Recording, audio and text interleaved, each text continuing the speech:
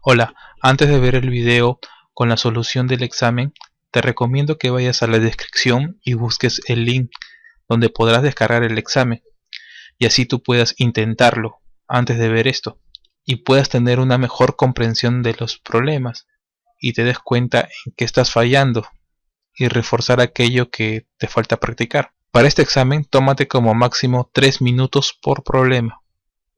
Ahora sí, comencemos.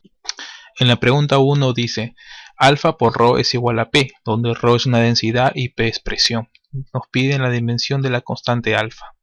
Nos dicen que ρ es densidad, ¿no? Densidad que sabemos que es masa sobre volumen.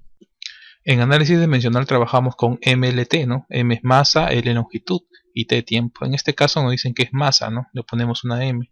Volumen, cuando yo veo volumen me imagino un cubo, ¿no? Y un cubo está en 3 dimensiones, ¿no? Es por eso que volumen es un L al cubo. Otro dato que da el problema es que la presión es igual a fuerza sobre área. Las unidades de la fuerza yo no lo sé directamente, no me acuerdo yo, pero vamos a deducirlo a partir de la segunda ley de Newton, que fuerza es igual a masa por aceleración. De aquí ya tengo el m, ¿no? Que es masa, tengo la m, la aceleración. ¿Qué es la aceleración? Es la velocidad entre tiempo, ¿no? La velocidad que es igual, la velocidad es igual a la distancia entre tiempo, ¿no? En este caso la distancia es L sobre T. Reemplazamos en cada lado y nos queda que la aceleración es L sobre T al cuadrado. Decimos que la fuerza es igual a mLT a la menos 2. Acá hemos deducido a partir de conceptos básicos las unidades de la fuerza, ¿no? No es necesario aprendérselo de memoria. Luego reemplazamos el área que es L al cuadrado y nos estaría quedando L a la menos 1, ¿no? 1 menos 2 menos 1 por T a la menos 2. Ya, pero eso no nos piden, ¿no? ¿Qué nos piden? Nos piden la constante alfa, que es igual, según el enunciado del problema, a la presión sobre la densidad. La presión aquí es igual, ya lo veíamos, ¿no? Es M por L a la menos 1 por T a la menos 2. Y la densidad, ¿a cuánto es igual? A M por L a la menos 3, ¿no? Y me faltó colocarlo al otro lado. Es igual a M por L a la menos 3, ¿no? Seguimos factorizando y sacamos M arriba y M abajo. Y también sacamos L, ¿no? El L a la menos 3 pasa a sumar a la parte superior y estaría quedando menos 1 más 3 y T a la menos 2, ¿no? Alfa es igual a ¿cuánto? A L al cuadrado por T a la menos 2, ¿no? En este problema hemos hallado primero las unidades que no conocíamos para hallar la incógnita. En la pregunta 2 dice, un móvil que parte con velocidad inicial v sub 0 se mueve en línea recta con aceleración constante a.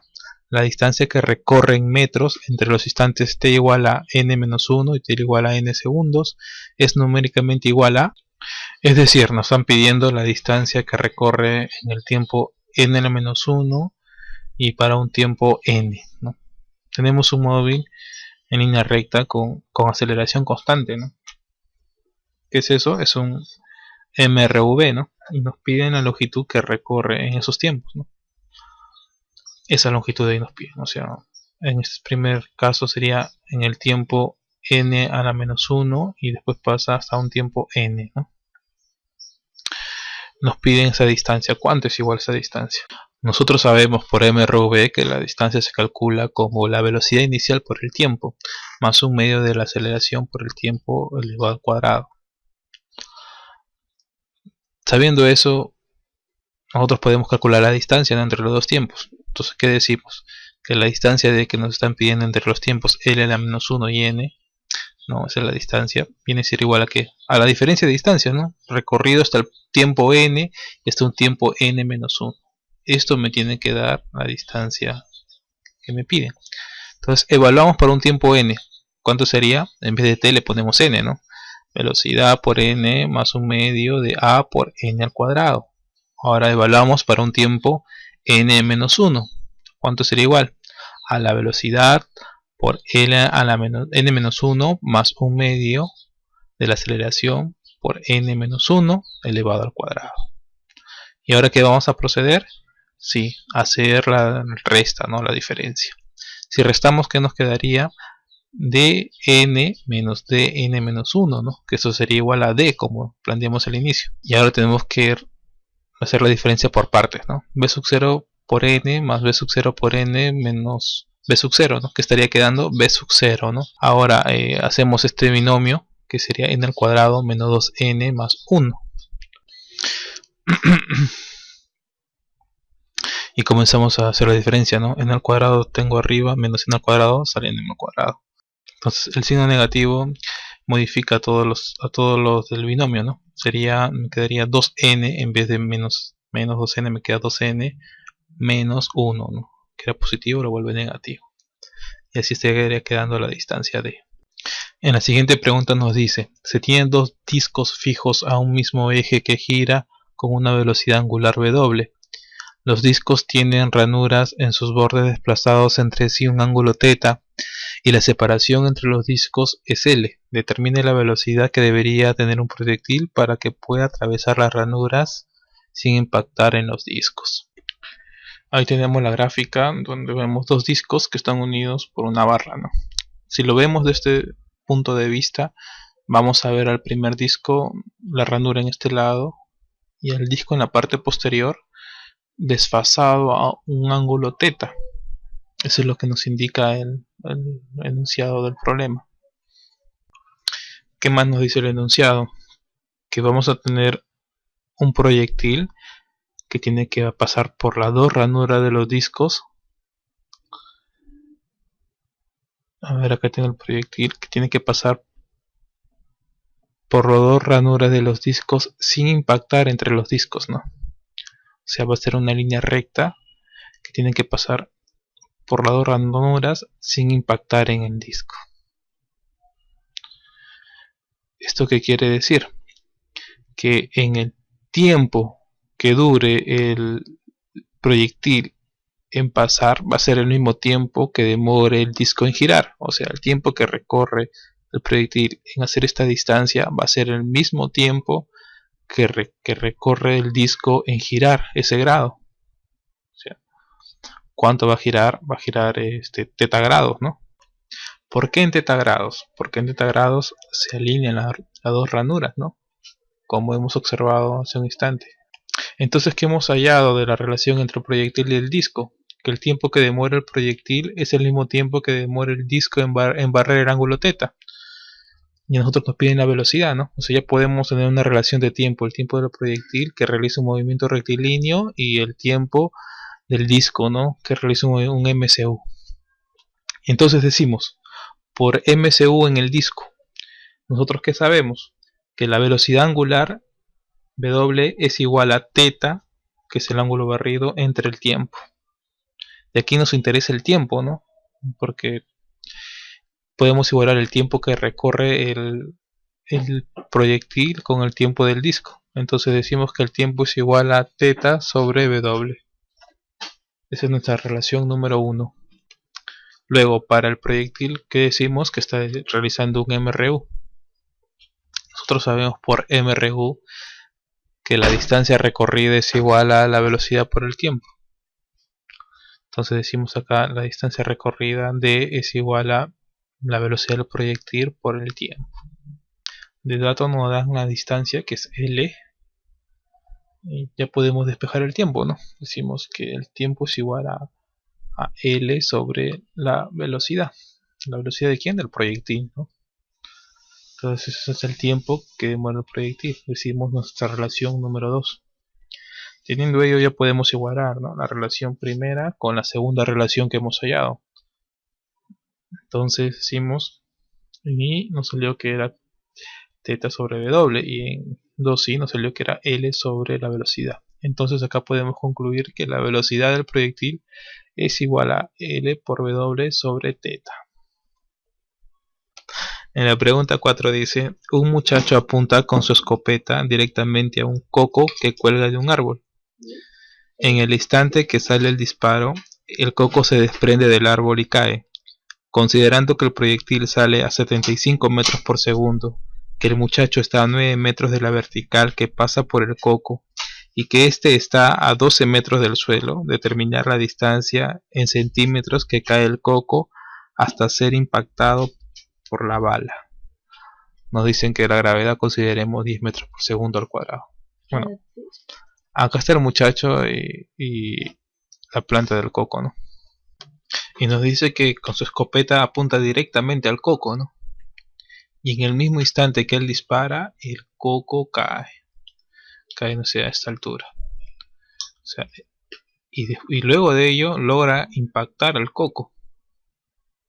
O sea que va a tener una trayectoria de esta manera más o menos. Y aquí asumimos que es un movimiento parabólico.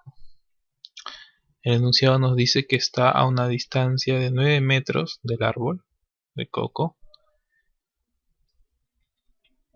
y que el coco está a 12 metros del suelo. Entonces su posición inicial del coco va a ser a 12 metros del suelo.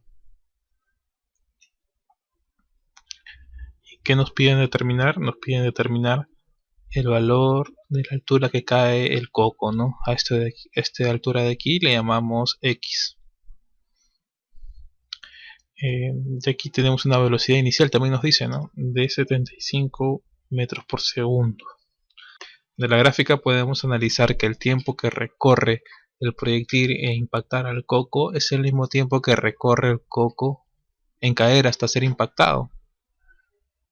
Entonces vamos a hallar primero del proyectil el tiempo t y luego lo analizamos en coco. Decimos, la velocidad lo podemos descomponer, ¿no? Si nos damos cuenta está formando un triángulo rectángulo conocido, ¿no?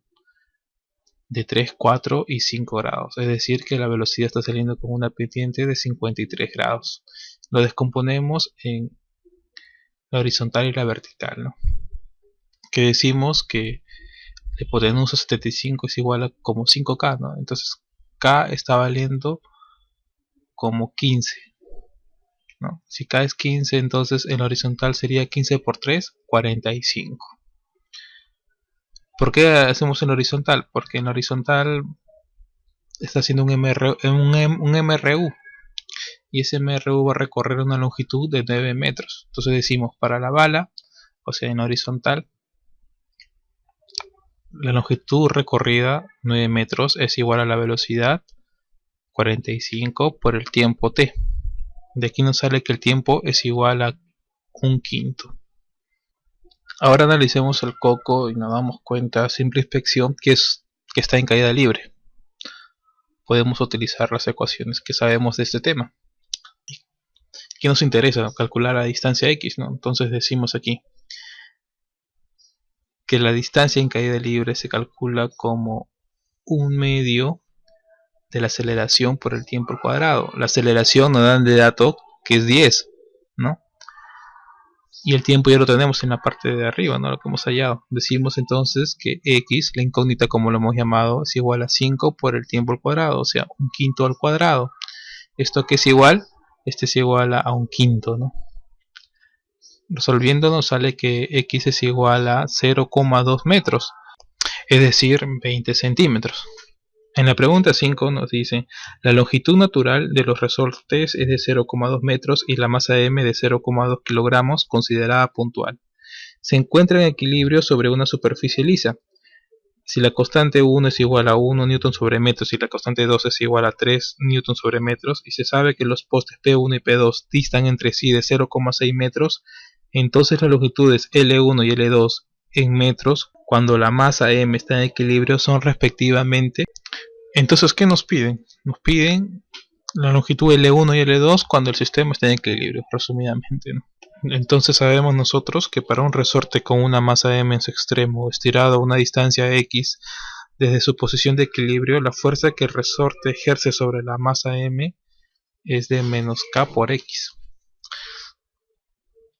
Graficamos esos dos postes y una masa m en el centro, ¿no? Que bueno, está por resortes, no voy a dibujar los resortes ahora, solo las fuerzas que están ejerciendo cada resorte. Una fuerza F1 y una fuerza F2. Y dista a una longitud L1 y L2 de cada poste, ¿no? Por condición del problema nos dicen que la longitud natural es de 0,2 metros, ¿no? Entonces como el equilibrio de ambos resortes están estirados, ¿no? Entonces, ¿cómo se calcula la fuerza que ejerce cada resorte? Como K1 por la longitud estirada menos la longitud natural, ¿no? Entonces tendríamos que la constante 1 sería por la longitud estirada menos la longitud natural. Y vemos que para el equilibrio, para que esté en equilibrio la masa, ambas fuerzas tienen que ser iguales, ¿no? Quiere decir que ahora vamos a igualar ambas fuerzas. Y de paso reemplazamos K1. K1 es 1, ¿no? Entonces no afecta. L1 menos 0,2 es igual a... Pero K2 es igual a 3. Es igual a 3 por L2 menos 0,6. ¿Qué decimos entonces? Ponemos a un lado las incógnitas y a un lado las constantes. Nos estaría quedando que L1 menos 3L2 es igual a menos 0,4. Nos falta analizar un dato, ¿no? Nos decían que la distancia entre P1 y P2 es igual a 0,6, que quiere decir que L1 más L2 es igual a 0,6 metros. Y escribimos la ecuación obtenida debajo de la primera ecuación para tener una mejor visualización. ¿Y qué nos damos cuenta acá? Que podemos enviar a restar la segunda ecuación con la primera ecuación. ¿Y qué quedaría? L1 menos L1 se eliminan, ¿no? L2 menos 3L2, o sea, se vuelve positivo. Sería L2 más L3, 4L2. Igual aquí. 0,6 menos 0,4 menos con menos se vuelve positivo. Entonces sería 1, ¿no? 0,6 más 0,4, 1. Entonces L2 nos está saliendo un cuarto. Que un cuarto, ¿cuánto es igual?